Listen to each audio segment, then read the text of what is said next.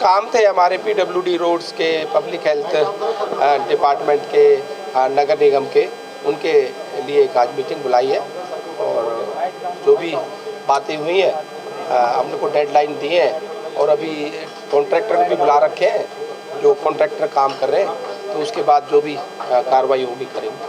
दबाव की राजनीति की बात कही जा रही थी, दबाव की राजनीति में विकास कार्य नहीं हो पाए शहर के। ये खुद ही कह रहे हैं जी दबाव है हम पे, तो नाम भी लिया एक अधिकारी ने। कई अधिकारियों को आपने साफ तौर पर चेतावनी दी है, इंक्वायरी के आदेश दिए हैं, क्या था वो मामला और क्या मैसेज अधिकारियों को? देखो, कई जो हमारी सड़कें हैं, पीडब्ल्यूडी की रोड है, उनमें देरी हुई है, तो देरी हुई है तो उनकी इंक्वायरी होनी चाहिए।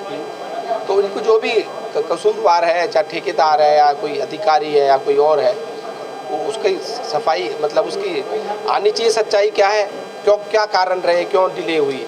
एनक्रोचमेंट को लेकर बड़ा मैसेज दिया है कि किसी का भी हो उसे तोड़ा जाए, दबाव ना माना जाए किसी का। एनक्रोचमेंट, देखो ये सड़कें हैं, ये हमारे लोगों के चलने के लिए बनाई गई है। अगर हम उस पर कोई एनक्रोचमेंट करते हैं, लोग गाड़ी खड़ी कर जाते हैं सड़क पर, तो सामान लेने जाते हैं तो जाम लग जाता है, तो जाम नहीं लगना चाहिए।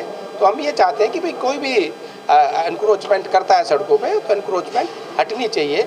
और जैसे इंदौर हमारा एक सिटी है, सुंदर साफ सिटी है, उस तरह से हमारा फरीदाबाद भी एक जैसे इंडिया में पहला नंबर, भारत में पहला नंबर आता है इंदौर का, हमारा भी कोई रैंकिंग आनी चाहिए फरीदाबाद की कि भाई हम भी दूसरे, तीसरे या चौथे, या हम तो चाहते हैं कि पहले नंबर पर ही हम आए। फरीदाबाद लेट हो रहे थे, उनको लेकर आपने अधिकारियों को बताया है और एक चेतावनी आपने साफ तौर पर दी है, जैसे काम करना है वही आ रहे हैं, क्या मैसेज? देखो, आपको शायद याद होगा 2023-22 में हमारे मुख्यमंत्री मनोहर लाल जी आए थे, गाँव में एक बड़ी जनसभा रैली थी।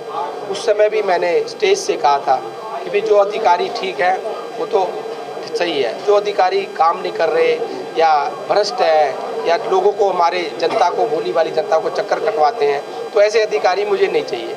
और मैंने नाम भी दिए थे और अधिकारी वो बदले भी गए थे।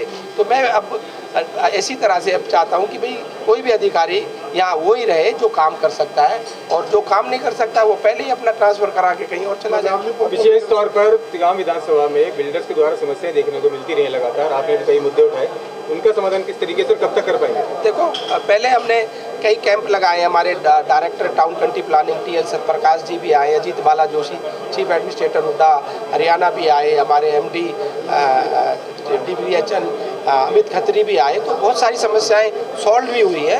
वो जो रह गई हैं हम एक जॉइंट मीटिंग अलग से करके, आज उसका मुद्दा हमने उठाया नहीं, अलग से अधिकारी चंडीगढ़ से बुला के जो भी बिल्डर उसमें इन्वॉल्व है या कोई बिल्डर गलत कर रहा है हमारे सोसाइटीज़ वालों के साथ, प्लॉट होल्डर्स के साथ या फ्लोर्स के साथ, उनके खिलाफ कार्रवाई। मजावली पुल की बात करें तो कब तक पूरा जाएगा? और दूसरा सवाल ये है कि कई कॉन्ट्रैक्टर को ब्लैकलिस्ट भी किया गया।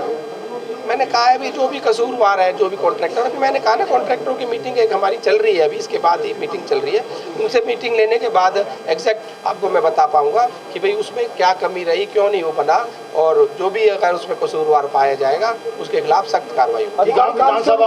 जांच के आदेश दिए हैं विकास कार्यों में कोताही बरतने पर।